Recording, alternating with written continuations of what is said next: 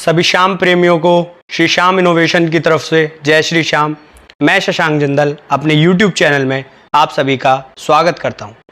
जैसा कि आप सभी जानते हैं, इस कलयुग में एक खाटू श्याम जी की बहुत बड़ी मान्यता मानी जा रही है, तो उसी को देखते हुए आज हमारे स्टूडियो में श्री श्याम इनोवेशंस के स्टूडियो में मक्खन लाल जी का बहुत बड़ा हार्दिक स्वागत करता हूं, जिससे हम जानेंगे कि बाबा की मान्यता के बारे में और कुछ बहुत सी ऐसी बातें ऐसी होंगी कि जिनके बारे में आपको पता नहीं है।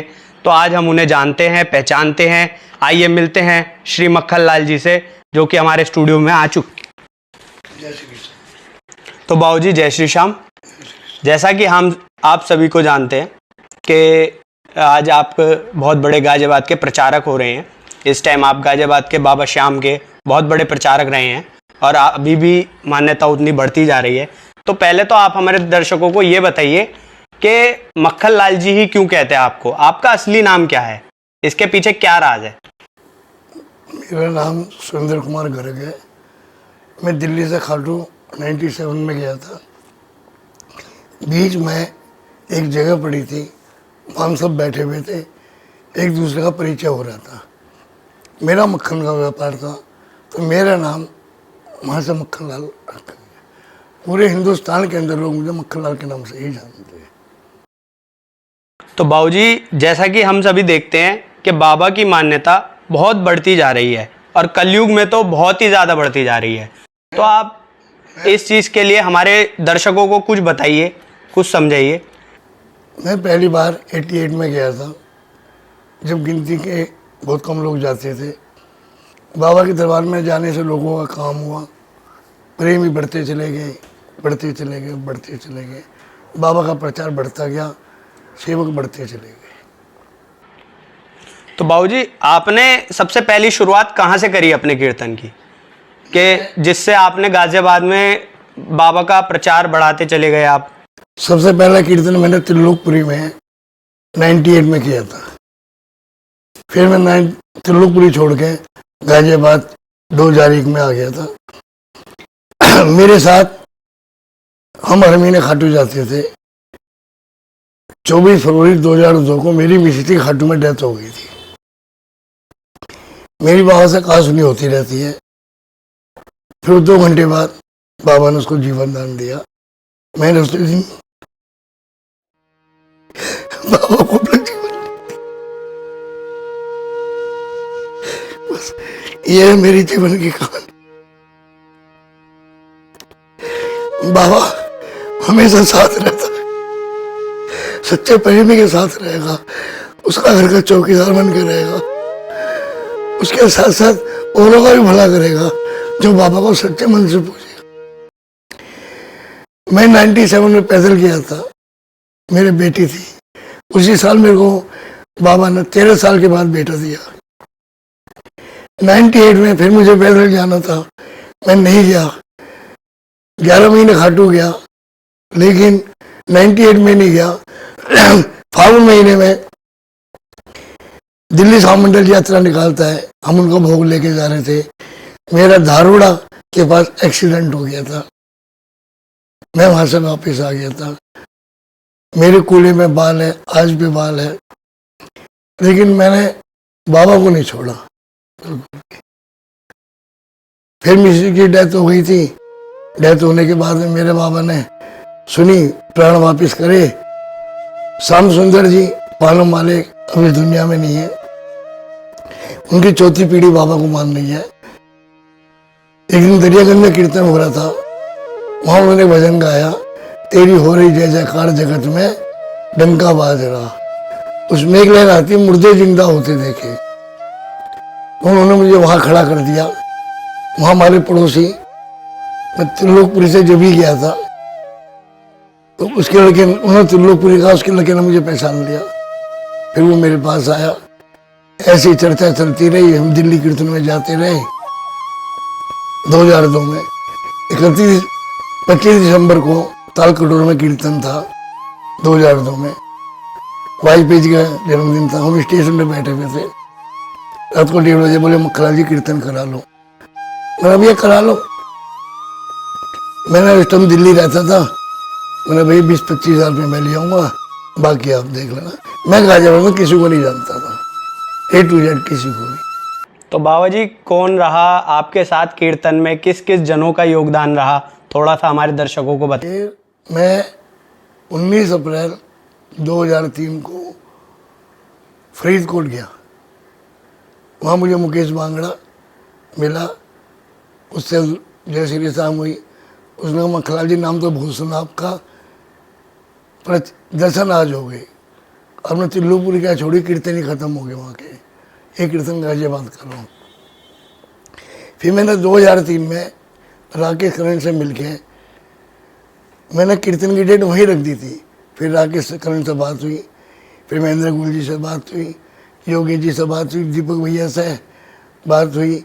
फिर हमने धीरे धीरे लोगों से जुड़े। पहला कीर्तन 9 जून 2003 को विजयनगर चाणक्य चौक में कराया। उसमें सभी शाम प्रेमियों का सहयोग रहा। बाबा कीर्तन बढ़िया हुआ। फिर 6 महीने बाद हमने बाबा का जन्मदिन मनाया, वो भी वहीं मनाया। जैसा कि आजकल हम देख रहे हैं कि लोग बाग हर कोई कीर्तन करा रहा है, बाबा की महिमा को बता रहा है, तो क्या वो सही तरीके से बता पा रहे हैं या नहीं? देखो बाबा के बारे में 80% लोगों को नहीं पता। अब ये होड़ हो रही है, ना तो निशान के बारे में पता, ना मूल छड़ी के बारे में पता, ना 56 भोग के बारे में पता, ना दर्शन के बारे में पता। होड़ हो रही है। तो जैसा कि आपके मुंह से सुना कि मोड़ छड़ी एक के बारे में लोगों को नहीं पता। मोड़ छड़ी 98% नहीं उठानी चाहिए, क्योंकि इसको उठाने से क्या है, आदमी बेकाबू हो जाता है, अपने आप को नहीं संभाल पाता, अपने आप को नहीं संभाल पाता है। कई बार मैंने भी उठाई, कई बार तो मुझे ऐसा लगा जैसे मैं गया, लेकिन बाबा ने संभाला। अब मैं मोड़ छड़ी बहुत कम उठाता हूँ, बहुत कम। स्वामी के लिए नहीं पता, कीर्तन के लिए नहीं पता। अब तो ये हो रहा है कि बस लेके चलो, बस लेके चलो। खाटू जाने का मतलब यह है कि एक रात आदमी खाटू जरूर रुके रात को।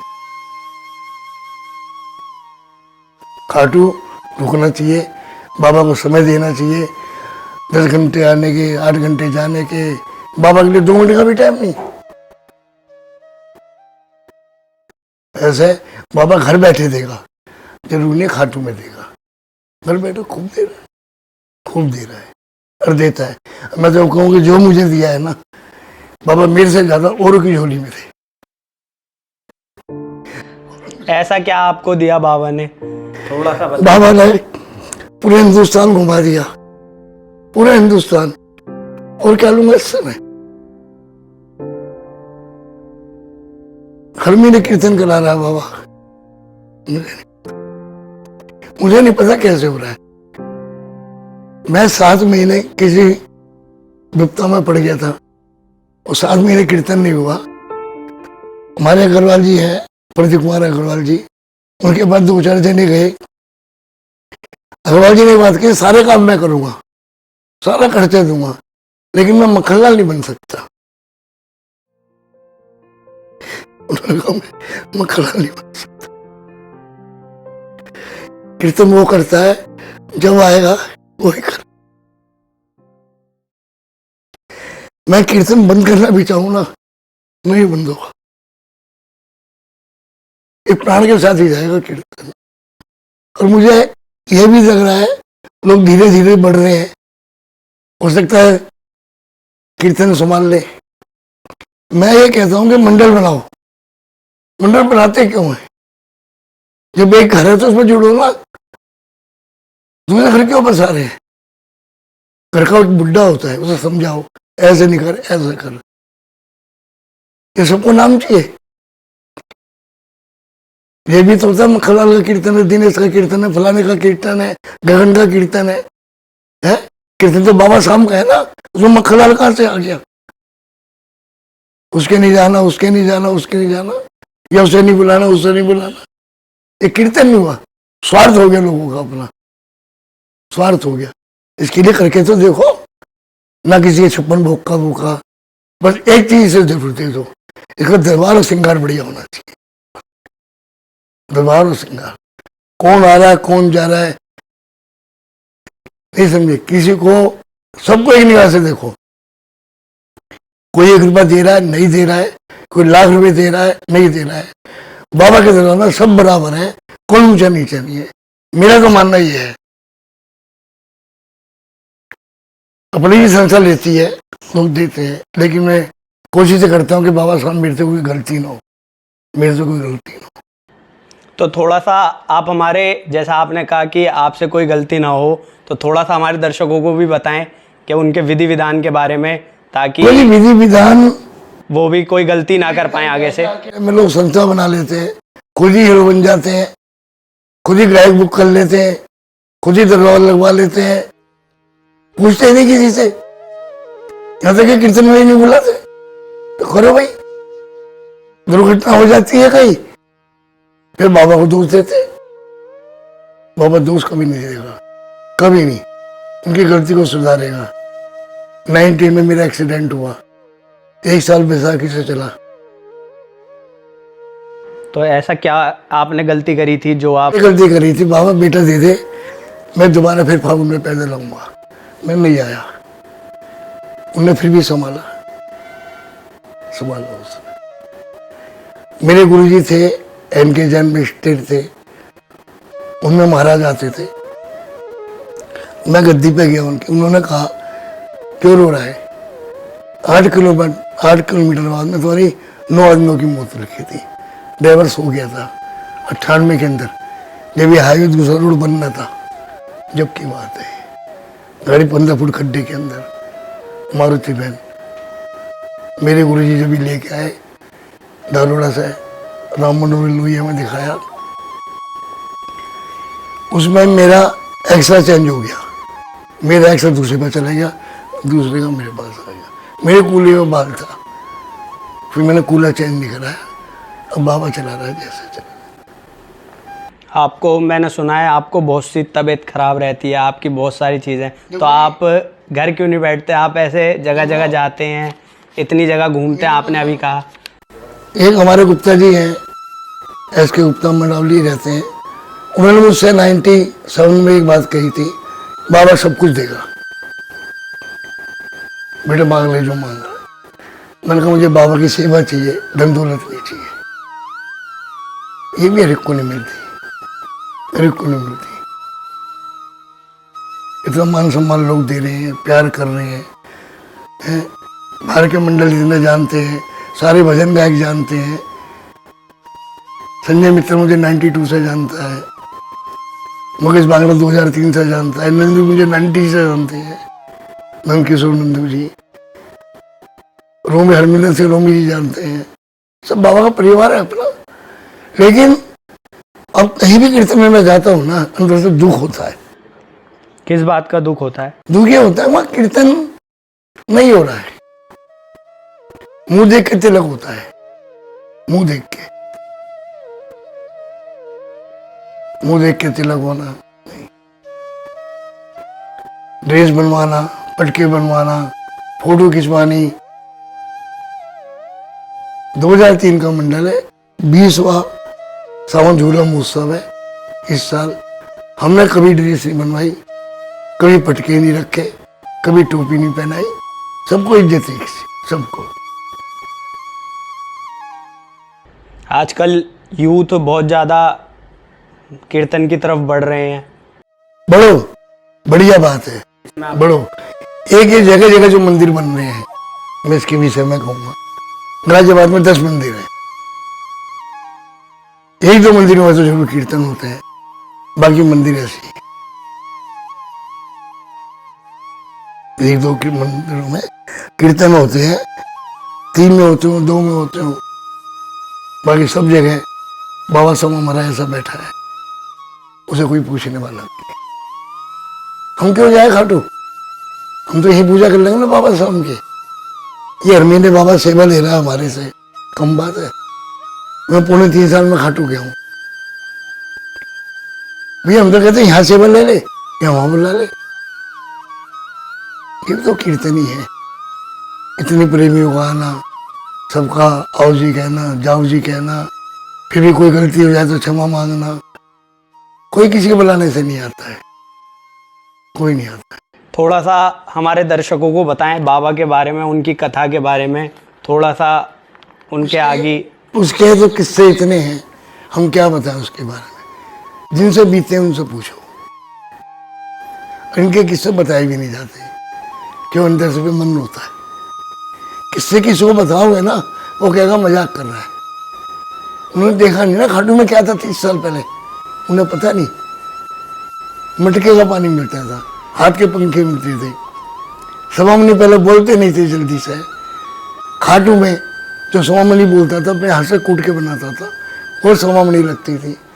आलू सिंह जी महाराज भजन गाते थे, समझे? अब तो सवामनी ली, वो क्या बना रहा है, क्या दे रहा है, कुछ नहीं पता है। एक दिन में 10-10 सवामनी चल रही है, 25-25 चल रही है। पहले एक दिन में एक सवामनी की लगती थी बाबा की। एक सवामनी भी लग गई तो बहुत है।